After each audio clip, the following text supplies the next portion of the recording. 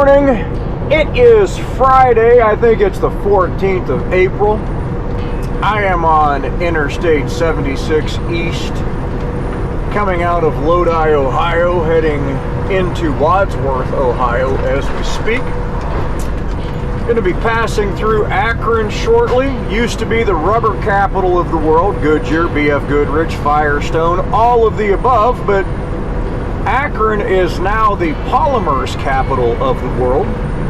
When you say polymers, what the heck is polymers? That's plastic, folks. Plastic. Akron is a major manufacturing hub, or the major manufacturing hub of little plastic pellets, a lot of which we haul here at Oakley in our vacuum pneumatic division.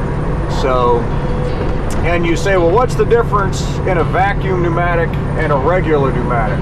Well, obviously a vacuum pneumatic has that separate can up on the back, which allows them to reverse pressure and load themselves. But those trailers also do not have aerators, the vibrators on the bottom of the hoppers. The reason for that, aerators generate heat. And on my regular pneumatic, which we call a dirt tank, when I run those aerators and those things start to vibrate, they generate warmth. Well, as we all know, heat and plastic don't go together. If you melt a load of plastic in the bottom of that hopper, good luck getting that off. It's going to stick in there and you're pretty much toast. So how do you solve that? Easy. They just don't put aerators on there. So one of the distinctions that we have between regular pneumatics and vacuum. But anyhow, heading over towards Akron, be passing through there within the hour. And I'm on my way out to Clearfield, Pennsylvania, to a place called PGP.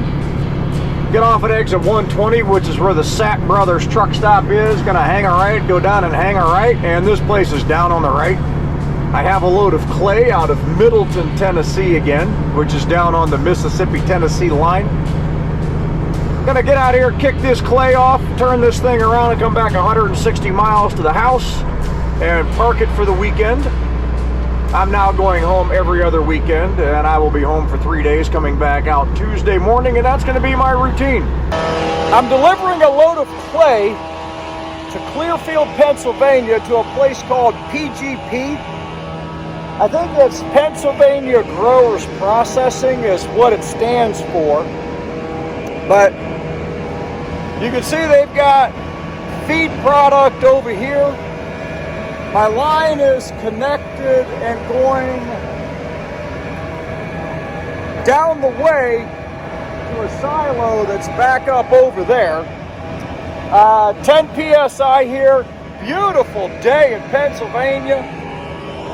I'm out along a rail yard over here.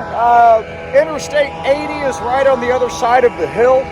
So just a gorgeous day.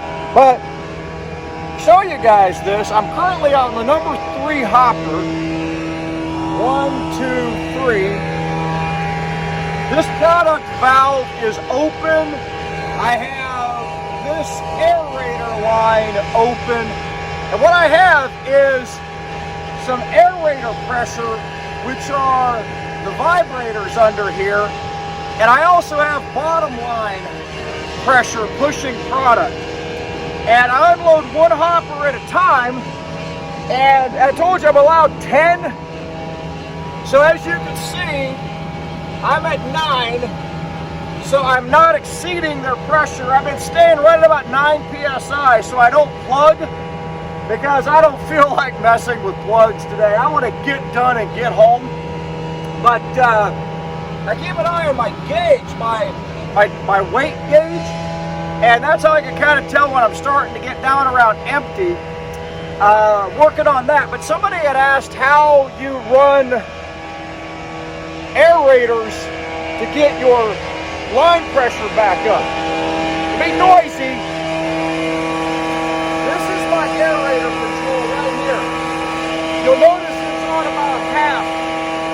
This is my bottom line control right here. I have it all the way open. If I wanted to build pressure in my line, let's say I had a real fluffy product and I just couldn't get pressure up and I was down around 4 PSI, but say I was allowed 12. What I would do is I would close this down.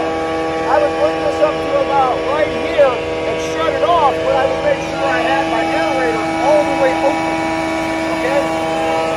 Top there is closed. Obviously my blowdown, which releases all the air, is closed. So these two are shut off. I would open the aerator again all the way, and I would pinch down my bottom line valve, my proportion valve, to probably about the first or second notch, which is right here. And what that does, it builds pressure inside the tank and pulls the product with the aerators. That's the vibrators that are under there. And what it'll do is it'll force the product down through the hole rather than letting it kind of gravity feed out and get caught in the air that's traveling through the bottom line. So instead of just letting nature take its course and let the product fall, as you know, if it's a real fluffy product, it's not really going to drop. It's just going to kind of filter in the air. You need to give it some help. And that's what I do when I run the aerator. I've done that here. Whenever I start a new tank, I can't really get above 5 or 6 PSI. So I will get the product moving by using that system. And once I get up to 10, then I'll open the proportion valve, that's the bottom line, back up and shut down my aerator to about a half. And then I keep that PSI going and it flows very well. So that's how I do that. But I work 1 to 4, 1, 2, 3, 4. I go front to back. I only run one tank at a time. If I go any more than that, I'm going to run the risk of plugging. And a lot of times it's really not as efficient. It takes longer to do that than to just run one tank and be patient and let it empty and go all the way through.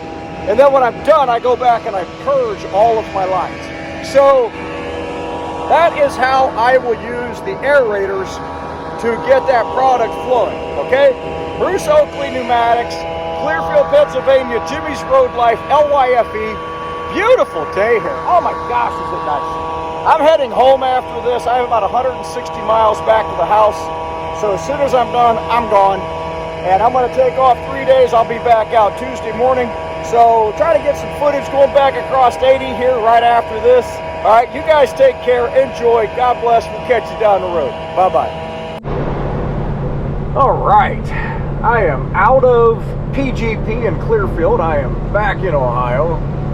Going past Meander Reservoir out here. This is part of the water supply for Youngstown and Akron, Ohio. And making my way back over towards the house. I'll be over there in about, I don't know, 20 minutes or so. So we're getting there. And beautiful day. Can you believe it's 87 degrees here in Ohio on the 14th of April? It is 87 degrees on my dash right now. It's dead on the money. Wow, I just find that hard to believe. That's crazy. But hey, I'll take it. So not going to be that way over the weekend though. Rain, and Monday is 42 degrees, I think, for the high, 42 or 43 degrees. So yeah, we're back to Ohio, of course, over the weekend when I get in. So anyhow, we're going to get on across here and call it a week and a half, whatever. Again, spend a couple days at home, take care of some things, get back out here Tuesday morning. So if you guys are interested in Oakley, my email is at the beginning and end of my videos. Jimmy's Road Life, LYFE@gmail.com. Hit me up if you have any questions. Happy to help you in any way that I can. And hope you guys have a good weekend. Enjoy, and catch you down the road. Bye-bye.